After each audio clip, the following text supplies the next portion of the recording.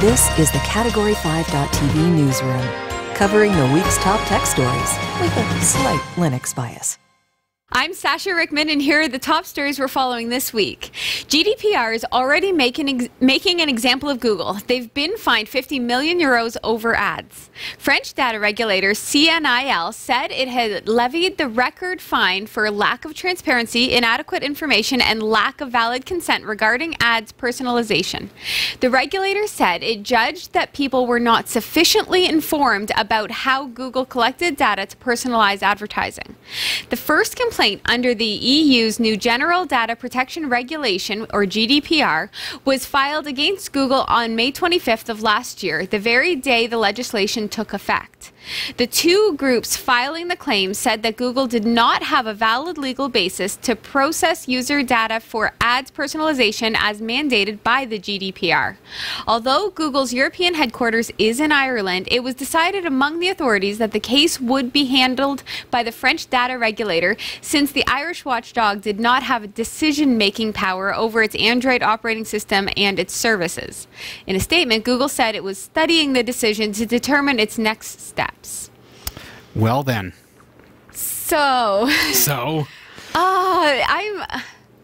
The thing is, I love Google. Like, I switched away from Facebook. Oh, sure. Right? And then I put all my love in Google, and now Google's doing some weird things, not necessarily right? suddenly doing, but wouldn't it be difficult to be as big as Google and then have something like GDPR suddenly come into effect and looking at your massive amounts of code and the incredible infrastructure that they have, and oh my goodness, so getting called out on that one thing. And it's a pretty obvious thing too. It's completely obvious. Like, if I search something, right, it pops up in all my Google ads. That's the thing, right? Like, I search, like, say I search like winter camping sleeping bags. Now everyone on your network is getting that ad. Right, guaranteed. Exactly. Like 100%. Yeah, it's tough. But we knew that GDPR would be making an example of some big companies, and Google seems to be. Yay, congratulations, you're number one. Well, that's the thing. They're the biggest company, so they're the one that's going to be targeted. But, I mean, they're not the only ones doing this by any means, right? They're just the biggest ones. The first to get made an example of. Right. But is it really being made an example of? Because it's petty change to Google. Right. Right. And we knew it was happening all along, so it's not like they're shining a light onto something that has worried us.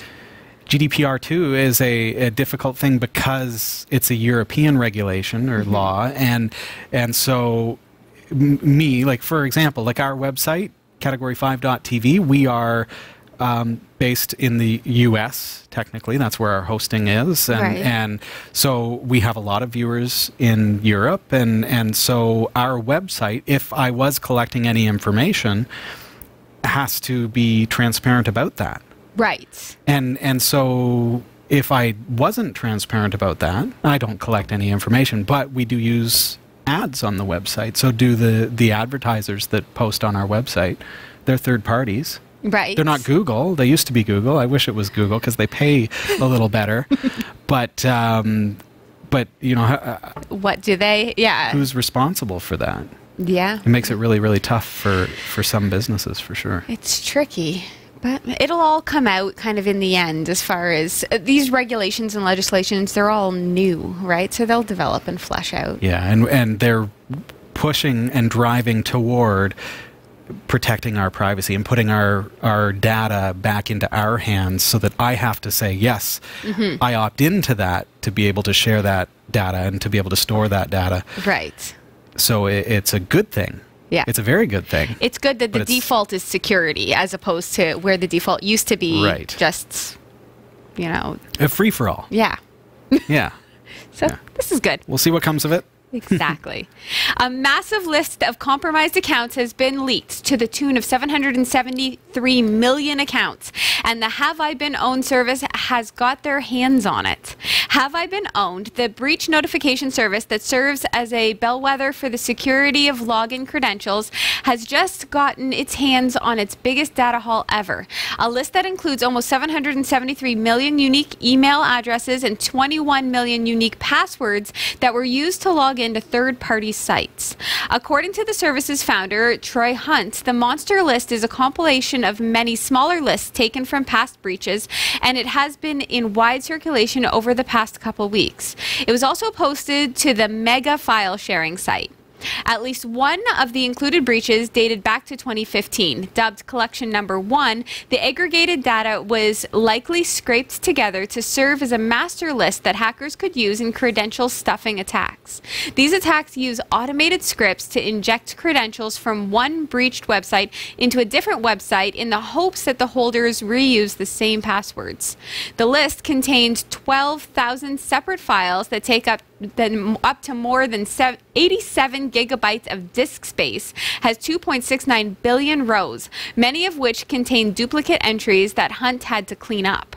About 663 million of the addresses have been listed in previous Have I Been Owned notifications, meaning 140 million of the addresses have never been seen by the service before.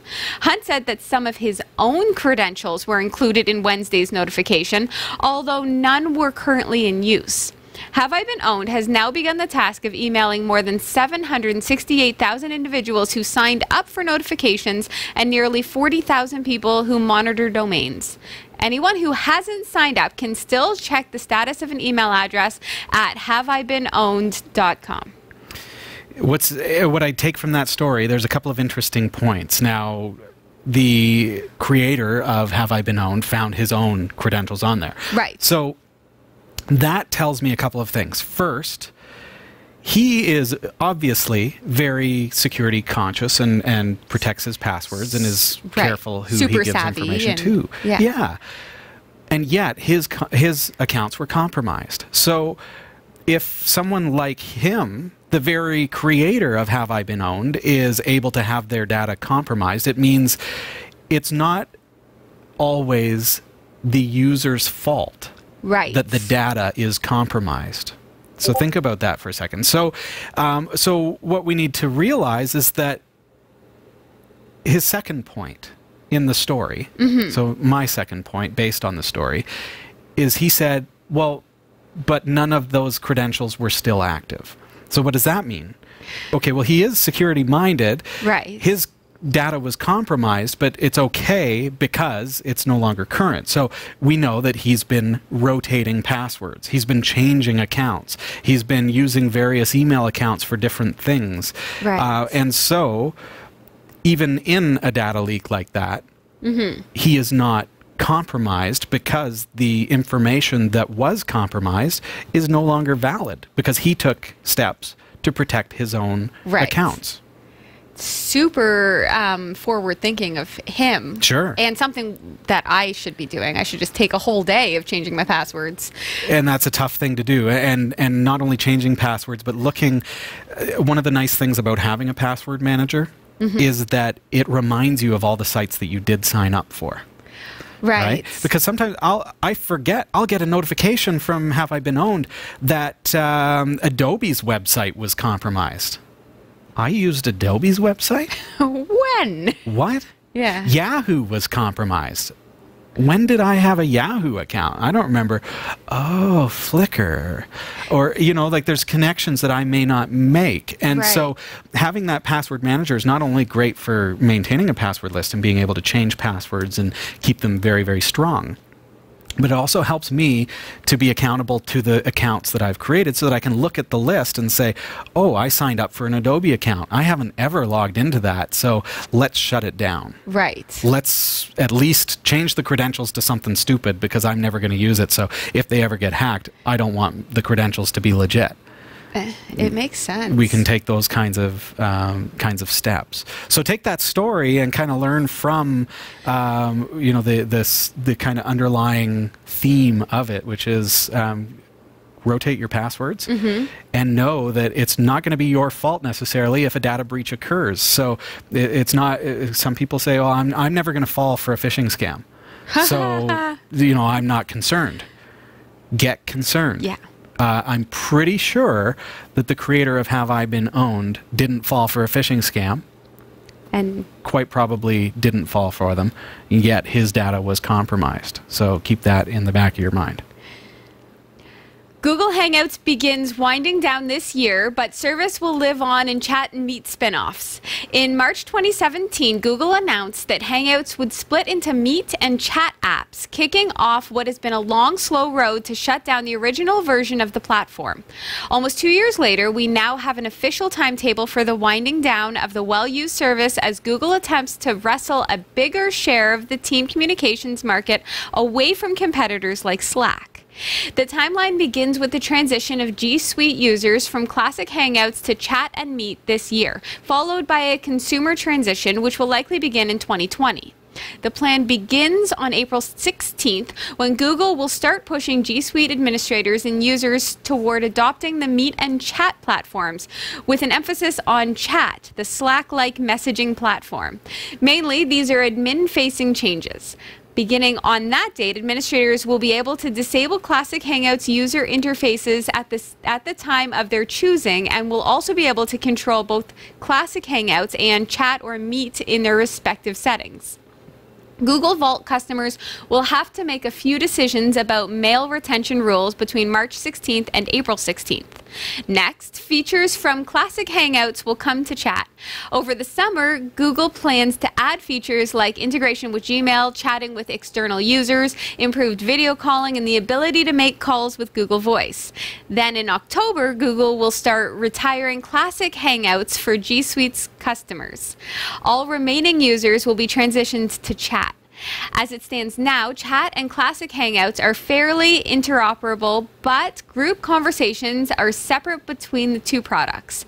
The two will continue to be interoperable until October. As for protecting any data you might have in Classic Hangouts, it seems the transition will carry along your past message histories into Chat, but that is yet to be confirmed. Additionally, there's also Google Takeout if you want more peace of mind. Other than that, it seems all that's left to say is rest in peace, Google Hangouts. You served us well. They're evolving. Yeah. And I mean, I feel like they are already offering us replacements. We've done Google Hangouts even on the show, right? So, and it's always been evolving. The platform has been great, but I think with the evolution of the platform, it makes it difficult to keep up. As you know, I'm not someone who uses it every day. No. Some people do, and so you know, you're on top of the latest technology that they're offering. But I mean, it has to evolve. I feel slightly uncomfortable with the fact that they give you two options to transition to, right? Like they have the... I think it's more splitting up the functionality between two different products so that it's a little more targeted to each need. So if I got rid of Google Hangouts, would I need to have both Chat and Meet, right? Like, do I need to have both? We shall see. I guess, right? Or do I have to choose one or the other? I guess not. I wouldn't have to choose one or the other. It just seems... I don't know. I think I would put it akin as to like Messenger chat versus Skype, you know, and kind of keeping those two platforms separate. So you've got the chat and you've got the like visual meetings and calls and things like that. Right. And calls in general. I do like Google. So yeah. I'm gonna be into this. We'll see. We'll see. Let us know if it impacts you. Microsoft has begun beta testing Windows 10 patches with actual beta testers. Microsoft releases C and D updates to people who click check for updates in Windows updates. Those people become unwitting beta testers. January 2019 C update has a rare distinction. Microsoft tested it with Windows insiders first. C and D updates are released in the 3rd and 4th weeks of most months. They include non-security fixes fixes and are only installed for people who click the Check for Updates button in Windows Update. These people essentially beta test the updates before the fixes form part of next month's stable Patch Tuesday updates. Those Patch Tuesday updates are named B updates, as Patch Tuesdays is in the second week of each month. These C and D updates have caused problems before. For example, a D update recently caused blue screens on Microsoft's own Surface Book 2 hardware. Only people who clicked the Check for Updates button would have installed it and encountered the problem. Microsoft calls these people seekers and thinks that they're looking for more updates, but we think most people clicking that button have no clue they're opting into unstable updates. There's finally some good news, though. This month's C update, KB 4476976, has actually gone through testing in the Windows Insider release preview ring earlier this month. This is still a C update, and it's still only installed if you click Check for Updates, but seekers who do click that button will be getting a patch that's already gone through a round of testing with people who know what they're getting into. Windows Insiders are, of course, people who have chosen to be beta testers. Microsoft first pushed a test version of a cumulative update to the release preview ring back in November 2018, but this time Microsoft put 2 builds through the testing cycle, using insiders to actually find problems before the stable release. That's just a month after the release of the initial release of the disastrous October 2018 update, which deleted some people's files. Microsoft was so confident in this big update that the company didn't even bother putting it through the release preview testing before unleashing it on those unfortunate seekers who clicked Check for Updates.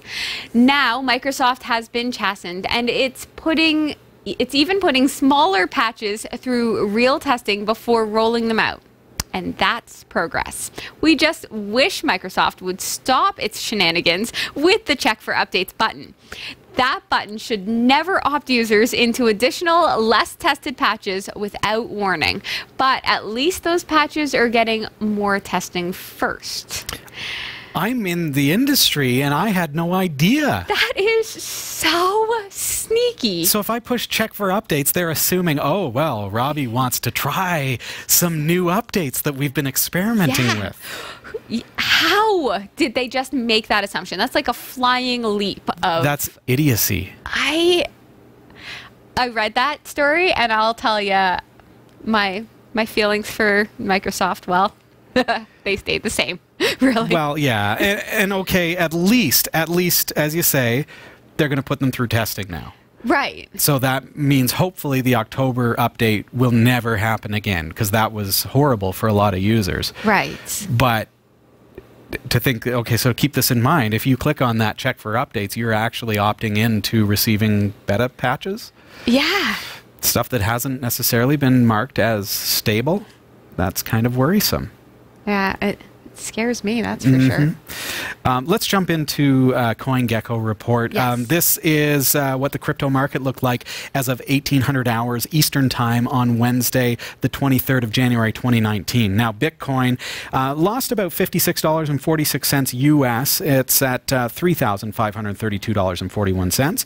Litecoin looks like the only one that's gone up just a little bit. Only 33 cents US, but hit $31.48.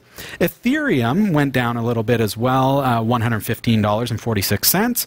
Monero also lost a bit at $44.53. Now, Stellite and Turtlecoin, the little guys, are chugging along behind and also losing a little bit of ground there. Stellite now at 2.12 ten-thousandths of a cent, and Turtlecoin at 1.33 ten-thousandths of a cent, both losing just a little bit. Do not forget that the cryptocurrency market is always running, it's always changing, it's volatile, and if you're going to get in on it, you need to be ready for that and be careful. Just remember that. Big thanks to Roy W. Nash and our community of viewers for submitting stories to us this week. Thanks for watching the Category 5.tv newsroom. Don't forget to like and subscribe for all your tech news with a slight Linux bias. And for more free content, be sure to check out our website. From the Category 5.tv newsroom, I'm Sasha Rickman. And I'm Robbie Ferguson.